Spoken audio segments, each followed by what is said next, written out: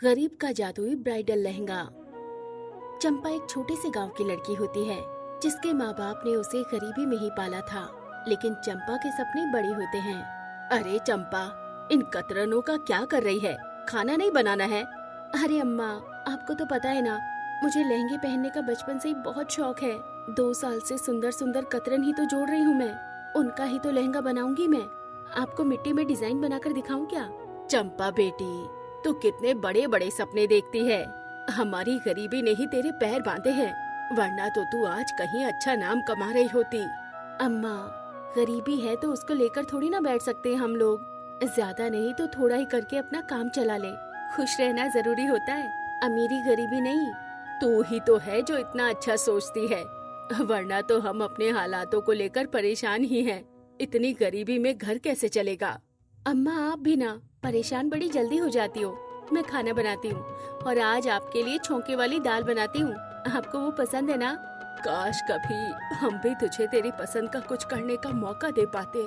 चंपा के माँ बाप खेतों में काम करते थे और वहाँ काम करने के बाद जो थोड़े बहुत पैसे मिलते उससे ही अपना घर चलाते। लेकिन चंपा का सपना था कि वो फैशन डिजाइनर बने, लोगों के कपड़े डिजाइन करे। पर घर के हालात और गरीबी की वजह से चंपा कभी फैशन डिजाइनिंग सीख ही नहीं पाई। लेकिन चंपा ने सपना देखना नहीं छोड़ा। ऐसे ही एक दिन चंपा पुरानी हवेली के पास से जा रही थी। अरे अरे, आज तो खेत में जाने के लिए काफी देर हो गई। माँ और बाबा इंतजार कर रहे होंगे। चंपा तू भी ना, अरे जल्दी जल्दी चल, माँ बाबा भूखे होंगे। चंपा जाने लगती है। तभी चंपा को एक काफी सुंदर बेहतरीन ब्राइडल लहंगा मिलता है, धूल में छिपा, लेकिन चमक अभी भी पूरी कायम थी।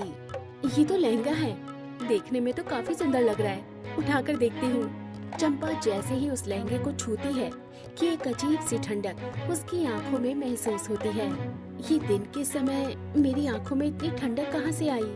चंपा ज्यादा नहीं सोचती और उस लहंगे को लेकर सीधा घर पर आ जाती है। अगले दिन से चंपा की मानो पूरी जिंदगी ही बदलने लग जाती है। अरे चंपा, तू फैशन डिजाइन वाले इवेंट पे जा रही है ना? वहाँ काफी दूर दूर से लोग भी आ रहे हैं, शहर से भी। मैं तो चाहती हूँ कि तू भी जाए। अरे हमारे गांव की डिजाइनर तो तू ही है। तो इसमें बोलना क्या है? मैंने तो तय भी कर लिया है कि मैं भी जाऊंगी और कपड़े भी तय कर लिए हैं। अच्छा, बता तो सही, क्या पहन रही है तू? वो तो उस इवेंट पे ही सबको पता चलेगा कि मैं क्या पहन रही हूँ। गांव के उस फैशन इवेंट में सब लोग आते हैं। चंपा भी वही लहंगा जो उसे हवेली के बाहर मिला था, उसका डिजाइन पहन कर जाती है। सब लोग चंपा को देखकर हैरान हो जाते हैं। अरे चंपा, तेरा लहंगा कितना सुंदर लग रहा है। मुझे बता देती ना कि तू ये पहनने वाली है, मैं यहाँ आते ही नहीं। अब देख, तेरी वजह से कोई मुझे तो देख ही नहीं रहा। सच में ना? कहीं तू मजाक तो नहीं कर रही? पक्का अच्छा तो लग रहा है ना? अच्छा नहीं, बहुत अच्छा लग रहा है। देख नहीं रही क्या लोगों को? सब तुझे ही देख रहे हैं। हर किसी की नजर बस चंपा पर ही होती है। सब उसकी तारीफ भी करते हैं। उस इवेंट में शहर से एक अमीर लड़का रोहन भी आता है, जो चंपा को देखकर फिदा ही हो जाता है। मैं आज तक ऐसे ना जाने कितने इवेंट में जा चुका हूँ, लेकिन कहीं भी कोई आप जैसा नहीं मिला। आप बहुत ही प्यारी लग रही हो और आपके ऊपर ये लहंगा भी काफी सूट कर रहा है। बहुत अच्छा डिजाइन है। धन्यवाद, अच्छा लगा जानकर कि आपको मेरा डिजाइन पसंद आया। धीरे धीरे चंपा और रोहन एक दूसरे के नजदीक आने लगते हैं। रोहन चंपा के डिजाइन सोशल मीडिया पर भी डालने लगा, जिस वजह से वो डिजाइन वायरल हो जाते हैं। चंपा भी एक छोटी डिजाइनर बन जाती है। अरे वाह चंपा, तुम तो तरक्की करने लगी। शहरी जीवन, क्लाइंट, पैसे सब है अब तो। ये सब बस आपकी वजह से ही हो रहा है। आपने ही तो सोशल मीडिया में मेरे डिजाइन डाले थे। चंपा की एक नई जिंदगी शुरू हो जाती है और वो काफी खुश भी होती है। रात के समय सब लोग सो रहे थे, तभी हवेली वाले पुराने लहंगे से एक रोशनी निकलती है और उस लहंगे से एक भूतनी बाहर आती है। लहंगे की नई जिंदगी कैसी लगी चंपा? कौन कौन हो तुम? चंपा काफी डर जाती है। सब लोग वहाँ आ जाते हैं, लेकिन वो भूतनी गायब हो जाती है। इसी तरह अब हर रोज रात में लहंगे से भूतनी निकलती, चंपा को डराती। पर गुजरते वक्त के साथ चंपा को समझ आता है कि भूतनी ने कुछ किया ही नहीं अब तक। ये कैसी भूतनी है? अभी तक उसने कुछ गलत तो किया ही नहीं है और उसकी आवाज में दुख दर्द क्यों झलकता है।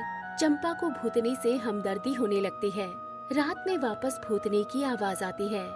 देखो, मुझे पता है कि तुम्हें मुझसे कोई शिकायत नहीं है। तुम मुझे डराने भी नहीं आई हो।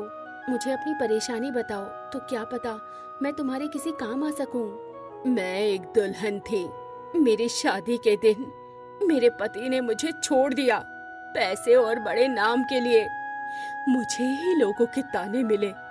दुनिया भर का दुख बस मेरे हिस्से में आया। शादी के दिन छोड़ जाने का दुख कोई नहीं समझ सकता, इसलिए मैंने उसी दिन शादी के जोड़े में अपनी जान दे दी। तब से मेरी आत्मा इस लहंगे में ही है। चंपा को भूतनी की कहानी सुनकर दुख होता है, पर जो हो चुका था उसमें चंपा कुछ नहीं कर पाती और अपनी जिंदगी पर ध्यान देती है। एक शाम रोहन चंपा को अंगूठी देते हुए कहता है, चंपा, हम दोनों एक दूसरे को बहुत पसंद करते हैं। अब तो तुम्हारे पास भी बहुत कुछ है। मैं तुमसे शादी करना चाहता हूँ। बताओ, मेरी दुल्हन बनोगी? रोहन, तुम्हारे जैसे लड़के को कोई पागल लड़की ही होगी जो मना करे। तुम इतने अमीर हो, तुम्हारे पास किसी चीज की कमी नहीं है। तुम मुझे हमेशा खुश रखोगे। और हाँ, मैं भी तुमसे शादी करना चाहती हूँ। सच में? तुम्हें पता है ना, हम दोनों के माँ और पापा ने हमारी कुंडली भी मिला ली है। 2 महीने के बाद हमारी शादी का मुहूर्त है। मैं बहुत खुश हूँ, हमारी शादी होने वाली है। ऐसी जिंदगी का तो मैंने सपने में भी नहीं सोचा था। चंपा काफी खुश हो जाती है, लेकिन शादी की बात सुनकर भूतनी अब हर रोज चंपा को अपने फैसले की याद दिलाने लगती है। नहीं, ये शादी का फैसला सही नहीं है। मेरी यही हालत हुई थी। मत करो शादी। मैं शादी करूंगी। रोहन इतना अमीर है, किसी चीज की कोई कमी नहीं है, फिर क्यों ना करूं मैं शादी।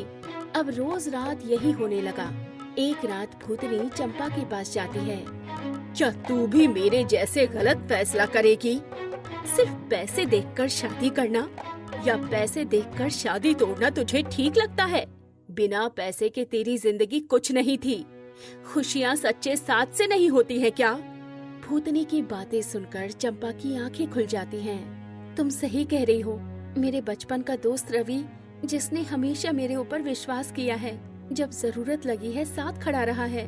कोई हो या ना हो, लेकिन वो रहा है।